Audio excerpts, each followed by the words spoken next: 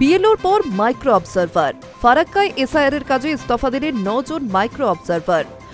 BDO Junaid Ahmed জানাচ্ছেন, চূড়ান্ত ভোগান্তির শিকার হচ্ছেন ভোটাররা।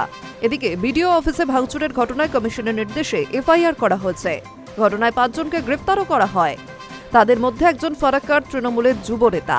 তাকে শ্বশুরবাড়ি ঝাড়খণ্ড থেকে গ্রেফতার করা হয়েছে। ধৃতদের জঙ্গিপুর মহকুমা আদালতে পেশ করা হবে। পাশাপাশি বৃহস্পতিবার ভিডিও অফিস পরিদর্শনে আসেন জঙ্গিপুর মহকুমা শাসক এস রেড্ডি। এলাকা পরিদর্শন করেন তিনি। এসআইআর নামে সাধারণ মানুষকে হেনস্থা করা হচ্ছে, এই অভিযোগেই বুধবার ফারাক্কার বিডিও অফিসে ভাঙচুর চালানো হয়। ব্যাহত হয় শুনানি প্রক্রিয়া। পাশাপাশি কমিশনের বিরুদ্ধে একাধিক অভিযোগ তুলে ফারাক্কার প্রায় 200 বিএলও কাজ থেকে গণ ইস্তফা দেন, কিন্তু তাদের ইস্তফা গ্রহণ করেনি কমিশন।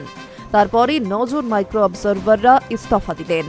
ফলে এদিন শুনানি প্রক্রিয়া নিয়ে অচলাবস্থা তৈরি হয়। উল্লেখ্য, সকাল বিকেল রাত প্রতি মুহূর্তে বদলে যাচ্ছে এসআইআর সংক্রান্ত নির্দেশিকা। যে তথ্য ভোটারদের থেকে চাওয়া হচ্ছে তাতে অনেকের নাম বাদ পড়বে। এমনকি সন্তান 4 জন থাকলেও 6 জন দেখিয়ে শুনানিতে ডাক দেওয়া হচ্ছে। এই অভিযোগ তুলে বিএলও পদ থেকে গণ ইস্তফা দেয় মুর্শিদাবাদের ফারাক্কা ব্লকে কর্মরত প্রায় 200 বিএলও। তারপর ইস্তফা দিলেন 9 জন মাইক্রো অবজারভাররা। গোটা ঘটনায় হয়রানির শিকার সাধারণ মানুষ।